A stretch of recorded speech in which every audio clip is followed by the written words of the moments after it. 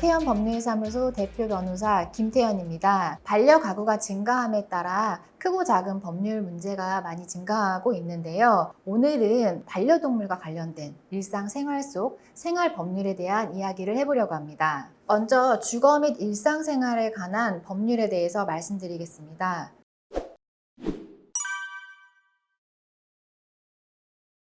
제가 진행했던 실제 사례에서는요, 길고양이라고 생각을 하고 그 고양이를 데려다가 키웠는데 알고 보니 소유권이 있는 고양이였던 사안이 있었습니다. 다만 그 소유권자가 굉장히 오랜 시간이 경과한 후에 이를 발견을 해서 본인의 소유권을 주장을 했고, 결국에는 길고양이를 준 사람과 그리고 원래 소유권자 사이에서 누구에게 소유권을 인정하는 것이 타당한지 이에 대해서 소송이 진행이 되기도 했습니다. 동물보호법 등 관련 규정에 따르면 유기실동물을 보호하고 있는 경우에는 소유자 등이 보호조치 사실을 알 수 있도록 동물보호관리 시스템에 7일 동안 공고를 해야 합니다. 공고가 있는 날로부터 10일이 경과하더라도 소유자 등을 알 수 없는 경우에는 시도지사나 시장군수, 구청장이 그 동물의 소유권을 취득하게 됩니다.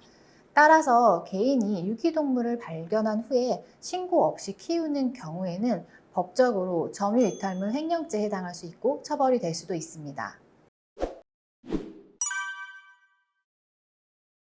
원칙적으로 등록 대상 동물의 소유자는 동물의 보호와 유실, 유기의 방지를 위해서 등록 대상 동물을 등록을 해야 합니다. 다만 등록 대상 동물이 맹견이 아니면서 법령에 따라 시도 조례로 정하는 지역에 있는 반려동물의 소유자에게는 해당 의무가 없습니다.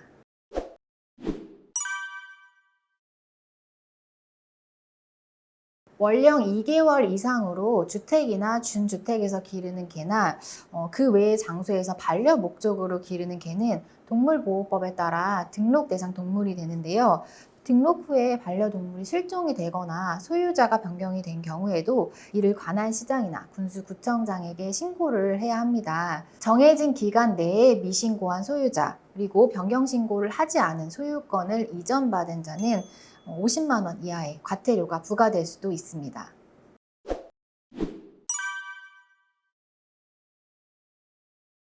네, 이는 동물과 임대차 분쟁에 관련한 사안으로 많은 분들이 문의 주시는 내용입니다. 원칙적으로는 계약 당시에 고지를 했느냐에 따라서 법적 책임이 달라지는데요. 실제 사례로 임대차 계약을 체결을 했는데 계약금을 입금한 이후에 중도금 납입 과정에서 반려동물이 있으면 계약을 체결할 수 없다고 통보를 한 사안에서 임차인분이 상담을 요청하신 사례가 있었는데요. 만약에 계약 당시에 임대인이 임차인에게 반려동물을 키우는 것을 금지한다는 이야기를 했고 임차인이 이를 동의했음에도 향후에 반려동물을 키운 사실이 확인되는 경우에는 임대인은 계약을 해지하고 임차인에게 손해배상을 청구할 수 있습니다.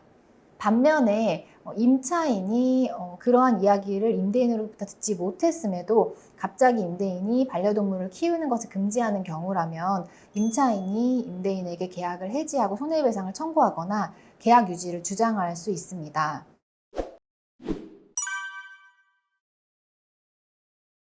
반려동물이 유독 심하게 짖는 경우에는 반려동물로 인한 층간소음의 피해를 호소하는 경우가 있는데요. 반려동물로 인한 층간소음의 기준이 명확하게 있는 것은 아닙니다. 다만 공동주택에서 1분간 등가소음도를 기준으로 해서 주간에 43데시벨 이상 그리고 야간에는 38데시벨 이상인 경우에는 층간소음이 인정이 될 수 있습니다. 예를 들어서 강아지가 심하게 짖는 경우에는 그 소음이 70데시벨 이상으로 측정이 되기도 한다고 합니다. 이런 경우에는 강아지가 짖는 소음만으로도 법률적으로도 층간소음에 해당할 수 있습니다.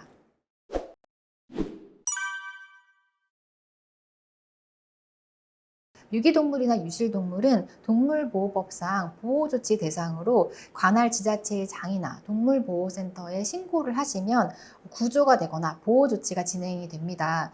그런데 도심이나 주택가에서 자연적으로 살아가는 길고양이 같은 경우에는 유기동물이나 유실동물에는 해당할 수가 있지만 보호 조치의 대상은 되지 않습니다.